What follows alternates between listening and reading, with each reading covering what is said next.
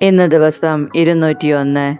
ഇന്ന് വായിക്കുന്ന വചനഭാഗങ്ങൾ ഏശയ്യ അധ്യായം 21, 22, നാഹൂം അധ്യായം 3, സുഭാഷിതങ്ങൾ അധ്യായം 10, 29 മുതൽ 32 വരെ വാക്യങ്ങൾ.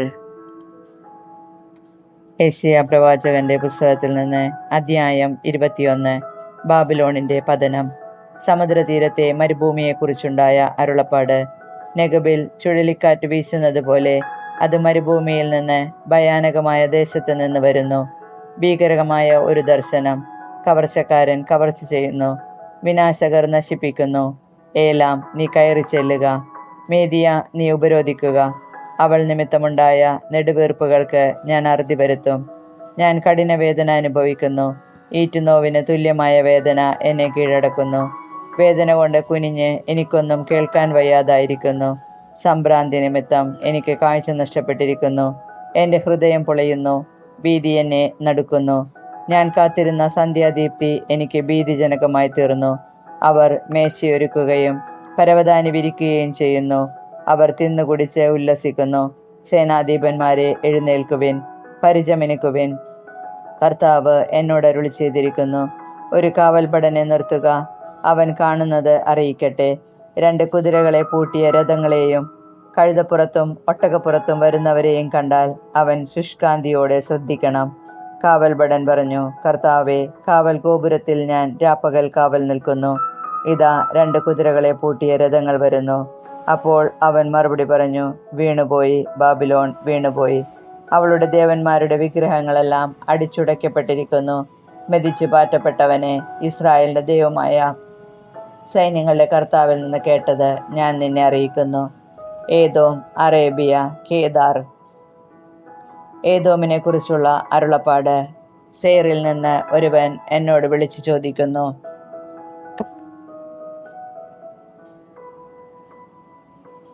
അവൾക്കാരൻ മറുപടി പറഞ്ഞു, പ്രഭാതം വരുന്നു, രാത്രിയും. നിനക്കറിയണമെങ്കിൽ മടങ്ങി വന്ന് ചോദിച്ചു കൊള്ളുക. അറേബ്യയെക്കുറിച്ചുള്ള അരുളപ്പാട്. ദദാന്യരായ സാർത്ഥവാഹകരെ, നിങ്ങൾ അറേബ്യയിലെ കുറ്റിക്കാട്ടിൽ വസിക്കും. തേമാന്യരെ, നിങ്ങൾ ദാഹിക്കുന്നവർക്ക് ജലം നൽകുവിൻ. പാലായനം ചെയ്യുന്നവർക്ക് അപ്പം കൊടുക്കുവിൻ. എന്തെന്നാൽ അവർ ഊരിയ വാളിൽ നിന്നും കുലച്ച വില്ലിൽ നിന്നും യുദ്ധത്തിന്റെ നടുവിൽ നിന്നും രക്ഷപ്പെട്ട് ഓടുന്നവരാണ്. കർത്താവ് എന്നോട് അരുളി ചെയ്തു, കൂലിക്കാരൻ കണക്കാക്കുന്നത് പോലെ കണിശം 1 വർഷത്തിനുള്ളിൽ കേദാറിന്റെ സർവമഹത്വവും നശിക്കും. കേദാറിന്റെ വില്ലാളി വീരന്മാരിൽ ചുരുക്കം പേർ മാത്രം അവശേഷിക്കും. ഇസ്രായേലിന്റെ ദൈവമായ കർത്താവാണ്. ഏശയ്യ പ്രവാചകന്റെ പുസ്തകത്തിൽ നിന്ന് അധ്യായം 22. ജെറുസലേമിന്റെ മേൽ വിധി. ദർശനത്തിന്റെ താഴ്വരയെക്കുറിച്ചുണ്ടായ അരുളപ്പാട്. ആഹ്ലാദിച്ചട്ടഹസിച്ച് ഇളകിമറിയുന്ന ജനമേ, നിങ്ങളെല്ലാവരും പുരമുകളിൽ കയറുന്നതെന്തിന്? നിങ്ങളുടെ മരിച്ചവർ വാളിനിരയായവരോ യുദ്ധത്തിൽ കൊല്ലപ്പെട്ടവരോ അല്ല. നിങ്ങളുടെ അധിപന്മാർ എല്ലാവരും ഒന്നുപോലെ ഒളിച്ചോടിയിരിക്കുന്നു. വില്ല് കുലയ്ക്കാതെ തന്നെ അവരെ ബന്ധിച്ചിരിക്കുന്നു. വിദൂരത്തേക്ക് ഓടിപ്പോയെങ്കിലും നിങ്ങളിൽ കണ്ടവരെല്ലാവരെയും അവർ തടവുകാരാക്കി. അതിനാൽ ഞാൻ പറഞ്ഞു, എന്നിൽ നിന്ന് കണ്ണടക്കുക. ഞാൻ കയ്പ് നിറഞ്ഞ കണ്ണുനീർ ഒഴുക്കട്ടെ. എൻ്റെ ജനത്തിൻ്റെ പുത്രിയുടെ നാശത്തെ പ്രതി എന്നെ ആശ്വസിപ്പിക്കാൻ ആരും ശ്രമിക്കേണ്ട. പരാജയത്തിൻ്റെയും പലായനത്തിൻ്റെയും സംഭ്രാന്തിയുടെയും ദിനമാണിത്. സൈന്യങ്ങളുടെ ദൈവമായ കർത്താവ് അയക്കുന്ന ദിനം. ദർശനത്തിൻ്റെ താഴ്വരയിൽ കോട്ടകൾ തകർക്കപ്പെടുന്നു. സഹായത്തിനു വേണ്ടിയുള്ള നിലവിളി പർവ്വതത്തിൽ മുഴങ്ങുന്നു. ഏലാം ആവനാഴി അണിയുന്നു. രഥങ്ങളിൽ കുതിരകളെ പൂട്ടുന്നു. കീർപരിച പുറത്തെടുക്കുന്നു. നിങ്ങളുടെ ശ്രേഷ്ഠമായ താഴ്വരകൾ രഥങ്ങൾ കൊണ്ട് നിറഞ്ഞു. കുതിരപ്പടയാളികൾ കവാടങ്ങളിൽ നിലയുറപ്പിച്ചു. അവൻ യൂദായുടെ ആവരണം എടുത്തു മാറ്റി. അന്ന് നീ കാനന മന്ദിരത്തിലെ ആയുധങ്ങളിലേക്ക് നോക്കി. ദാവീദിന്റെ നഗരത്തിന്റെ കോട്ടയിൽ ഏറെ പിളർപ്പ് കണ്ടു. താഴത്തെ കുളത്തിലെ ജലം നീ കെട്ടിനിർത്തി. നീ ജെറുസലേമിലെ വീടുകൾ എണ്ണുകയും കോട്ടയുറപ്പിക്കാൻ വീടുകൾ പൊളിക്കുകയും ചെയ്തു. പഴയ കുളത്തിലെ ജലം ശേഖരിക്കാൻ വേണ്ടി ഇരുമതിലുകൾക്കുമിടയിലായി നീ ഒരു ജലസംഭരണി നിർമ്മിച്ചു. എന്നാൽ ഇത് ചെയ്തവന്റെ നേരെ തിരിയുകയോ പണ്ട് തന്നെ അത് ആസൂത്രണം ചെയ്തവനെ നീ പരിഗണിക്കുകയോ ചെയ്തില്ല. അന്ന് സൈന്യങ്ങളുടെ കർത്താവ് വലിയ കരച്ചിലും വിലാപവും ഉളവാക്കി. തല മുണ്ഡനം ചെയ്യുന്നതിനും ചാക്കുടുക്കുന്നതിനും അവിടുന്ന് ഇടയാക്കി. എന്നാൽ അവിടെ ആഹ്ലാദത്തിമിർപ്പ്. കാളകളെയും ആടുകളെയും കൊല്ലുന്നു. അവിടെ ഇറച്ചിതീറ്റയും വീഞ്ഞുകുടിയും. നമുക്ക് തിന്നുകുടിച്ചു മതിക്കാം, നാളെ നമ്മൾ മരിക്കുമെന്ന് അവർ പറയുന്നു. സൈന്യങ്ങളുടെ കർത്താവ് എൻ്റെ കാതിൽ മന്ത്രിച്ചു, നീ മരിക്കുന്നതുവരെ ഈ അകൃത്യം ക്ഷമിക്കപ്പെടുകയില്ല. സൈന്യങ്ങളുടെ കർത്താവാണ് ഇത് അരുളി ചെയ്തിരിക്കുന്നത്. ഷെബ്നായ്ക്ക് താക്കീത്. സൈന്യങ്ങളുടെ കർത്താവ് അരുളി ചെയ്യുന്നു, നീ ചെന്ന് കൊട്ടാരം വിചാരിപ്പുകാരനായ ഷെബ്നായോട് പറയുക, നിനക്കിവിടെ എന്ത് കാര്യം? ഇവിടെ മലമുകളിൽ പാറ തുറന്ന് ശവകുടീരമുണ്ടാക്കാൻ നിനക്കെന്തവകാശം? കരുത്തനായ മനുഷ്യ, കർത്താവ് നിന്നെ ഊക്കോടെ വലിച്ചെറിയും. അവിടുന്ന് നിന്നിൽ പിടിമുറുക്കി ഒരു പന്ത് പോലെ ചുരുട്ടി കറക്കി കറക്കി വിശാലമായ ദേശത്തേക്ക് ചുഴറ്റിയെറിയും. അവിടെ നീ മരിച്ചു വീഴും. യജമാനന്റെ ഭവനത്തിന് അപമാനമായി തീർന്നവനെ, നിന്റെ പ്രൗഢരഥങ്ങൾ അവിടെ ഉണ്ടായിരിക്കും. നിന്റെ പദവിയിൽ നിന്ന് ഞാൻ നിന്നെ നിഷ്കാസനം ചെയ്യും. നിന്റെ സ്ഥാനത്ത് നിന്ന് ഞാൻ നിന്നെ താഴെ ഇറക്കും. അന്ന് എൻ്റെ ദാസനും ഹിൽക്കിയയുടെ പുത്രനുമായ എലിയാക്കിമിനെ ഞാൻ വിളിക്കും. നിന്റെ അങ്കിയും അരപ്പട്ടയും അവനെ ഞാൻ ധരിപ്പിക്കും. നിന്റെ അധികാരം അവൻ്റെ കരങ്ങളിൽ ഞാൻ ഏൽപ്പിക്കും. ജെറുസലേം നിവാസികൾക്കും യൂദാ ഭവനത്തിനും അവൻ പിതാവായിരിക്കും. ദാവീദ് ഭവനത്തിൻ്റെ താക്കോൽ അവൻ്റെ തോളിൽ ഞാൻ വെച്ചു കൊടുക്കും. അവൻ തുറന്നാൽ ആരും അടക്കുകയോ അവൻ അടച്ചാൽ ആരും തുറക്കുകയോ ഇല്ല. ഒരു കുറ്റി പോലെ ഉറപ്പുള്ള സ്ഥാനത്ത് ഞാൻ അവനെ സ്ഥാപിക്കും. അവൻ പിതൃഭവനത്തിന് മഹത്വത്തിൻ്റെ സിംഹാസനമായി ഭവിക്കും. അവൻ്റെ പിതൃഭവനമാകെ സന്താനങ്ങളും അവരുടെ സന്താനങ്ങളും കോപ്പം മുതൽ ഭരണി വരെ എല്ലാ പാത്രങ്ങളും അവനിൽ തൂക്കിയിടും. സൈന്യങ്ങളുടെ കർത്താവ് അരുളി ചെയ്യുന്നു, അന്നുറപ്പുള്ള സ്ഥാനത്ത് സ്ഥാപിച്ചിരിക്കുന്ന കുറ്റി പറഞ്ഞു പോകും. അതും അതിൽ തൂക്കിയിരുന്ന ഭാരവും അറ്റുപോകും. കർത്താവാണ് അരുളി ചെയ്തിരിക്കുന്നത്. നാഹൂം പ്രവാചകന്റെ പുസ്തകത്തിൽ നിന്ന് അധ്യായം 3. നിനവയുടെ അക്രമങ്ങൾ. രക്തപങ്കിലമായ നഗരത്തിന് കഷ്ടം. വ്യാജവും കൊള്ളയും കൊണ്ട് അത് നിറഞ്ഞിരിക്കുന്നു. അവിടെ നിന്ന് കവർച്ച ഒഴിയുകയില്ല. ചമ്മട്ടിയുടെ ശബ്ദം, ചക്രങ്ങളുടെ ഇരമ്പൽ, കുതിരകളുടെ കുളമ്പടി, രഥങ്ങളുടെ മുഴക്കം, കുതിക്കുന്ന കുതിരപ്പടയാളികൾ, ജ്വലിക്കുന്ന വാൾ, തിളങ്ങുന്ന കുന്തം, നിഹതന്മാരുടെ വ്യൂഹങ്ങൾ, ശവശരീരങ്ങളുടെ കൂമ്പാരം, എണ്ണമറ്റ മൃതദേഹങ്ങൾ. അവർ അവയെ ചവിട്ടി കടന്നു പോകുന്നു.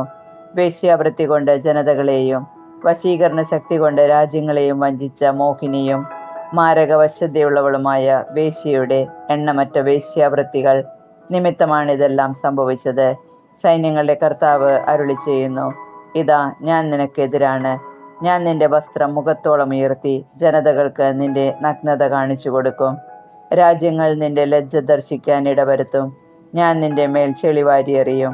ഞാൻ നിന്നോട് വെറുപ്പോടെ പെരുമാറുകയും നിന്നെ നിന്ദാവിഷയമാക്കുകയും ചെയ്യും. നിന്നെ കാണുന്ന എല്ലാവരും നിന്നെ വിട്ടകന്ന് ഇപ്രകാരം പറയും, നിനവേ ശൂന്യമായിരിക്കുന്നു. അവളെ ചൊല്ലി ആര് വിലപിക്കും? അവൾക്ക് വേണ്ടി ഞാൻ എവിടെ നിന്ന് ആശ്വാസകരെ കണ്ടുപിടിക്കും? നൈലിനരികെ സ്ഥിതി ചെയ്തിരുന്ന തേബസിനേക്കാൾ ശ്രേഷ്ഠയാണോ നീ? അവൾ വെള്ളത്താൽ ചുറ്റപ്പെട്ടിരുന്നു. കടൽ അവൾക്ക് കോട്ടയും വെള്ളം അവൾക്ക് മതിലുമായിരുന്നു. എത്യോപ്യ അവളുടെ ശക്തിയായിരുന്നു. ഈജിപ്തും അവൾക്ക് അതിരറ്റ ശക്തി പകർന്നു. പുത്യരും ലിബിയാക്കാരും അവളുടെ സഹായകരായിരുന്നു. എന്നിട്ടും അവൾ തടവിലാക്കപ്പെട്ട് അടിമത്തത്തിലാണ്ടു. വഴിക്കവലകളിൽ വെച്ച് അവളുടെ കുഞ്ഞുങ്ങൾ നിലത്തടിച്ച് കൊല്ലപ്പെട്ടു. അവളുടെ സമുന്നതന്മാർക്കു വേണ്ടി അവർ നറുക്കിട്ടു. അവളുടെ പ്രമുഖന്മാരെയെല്ലാം അവർ ചങ്ങലയിൽ ബന്ധിച്ചു. അങ്ങനെ നീയും ലഹരി പിടിച്ച് ഉന്മത്തയും പരിഭ്രാന്തയുമാകും. ശത്രുക്കളിൽ നിന്ന് നീ അഭയമന്വേഷിക്കും. നിന്റെ കോട്ടകൾ പാകമായ ആദ്യഫലങ്ങൾ പേറുന്ന അത്തിവൃക്ഷങ്ങൾ പോലെയാകും. കുലുക്കിയാൽ അവ ഭോക്താവിൻ്റെ വായിൽ തന്നെ പതിക്കും. നിന്റെ സൈന്യം സ്ത്രീകളെ പോലെയാണ്. നിന്റെ ദേശത്തിൻ്റെ കവാടങ്ങൾ ശത്രുക്കൾക്കായി മലർക്കെ തുറന്നിരിക്കുന്നു. അഗ്നി നിന്റെ ഓടാമ്പലുകളെ വിഴുങ്ങിയിരിക്കുന്നു. ഉപരോധത്തിനു വേണ്ടി വെള്ളം കോരുക, കോട്ടകളെ ബലപ്പെടുത്തുക. ചെളിയിലിറങ്ങി മണ്ണ് ചവിട്ടിക്കുഴച്ച് ഇഷ്ടിക ഉണ്ടാക്കുക. അവിടെ അഗ്നി നിന്നെ വിഴുങ്ങും, വാൾ നിന്നെ വിച്ഛേദിക്കും. വെട്ടുകിളി പോലെ അത് നിന്നെ സംഹരിക്കും. വെട്ടുകിളിയെപ്പോലെ പെരുകുക, വിട്ടിലിനെ പോലെ വർദ്ധിക്കുക. ആകാശത്തിലെ നക്ഷത്രങ്ങളെക്കാൾ അധികമായി നീ നിന്റെ വ്യാപാരികളെ വർദ്ധിപ്പിച്ചു. വെട്ടുകിളി ചിറക് വിരിച്ച് പറന്നകലുന്നു. നിന്റെ പ്രഭുക്കന്മാർ വിട്ടിലുകളെ പോലെയും നിന്റെ സൈന്യാധിപന്മാർ ശീതകാലത്ത് വേലിയിൽ പറന്ന് കൂടുന്ന വെട്ടുകിളിപ്പറ്റങ്ങൾ പോലെയാണ്. സൂര്യൻ ഉദിക്കുമ്പോൾ അവ പറന്നുപോകുന്നു. അവ എവിടെയാണെന്ന് ആരും അറിയുന്നില്ല. അസീറിയ രാജാവേ, നിന്റെ ഇടയന്മാർ ഉറങ്ങുന്നു, നിന്റെ പ്രഭുക്കന്മാർ മയങ്ങുന്നു. ഒരുമിച്ച് കൂട്ടാൻ ആരുമില്ലാതെ നിന്റെ ജനം മലകളിൽ ചിതറിക്കപ്പെട്ടിരിക്കുന്നു. നിന്റെ ക്ഷതത്തിന് ശമനമില്ല, നിന്റെ മുറിവ് മാരകമാണ്. നിന്നെക്കുറിച്ച് കേൾക്കുന്നവരെല്ലാം കൈകൊട്ടിച്ചിരിക്കും. നിന്റെ ഒടുങ്ങാത്ത ദ്രോഹം ഏൽക്കാത്തത് ആർക്കാണ്?